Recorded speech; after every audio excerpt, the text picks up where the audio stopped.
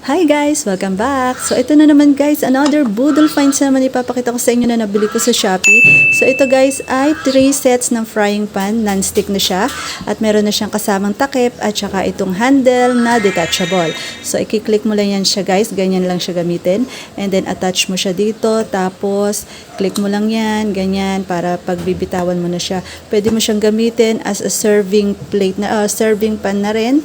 Kapag nakapagluto ka na, if i-serve mo lang siya sa table, ready na siya kasi detachable naman yung kanyang handle. So ngayon guys nga ay itatry ko na to dahil magluluto ako ng masarap na adobo. So let's go!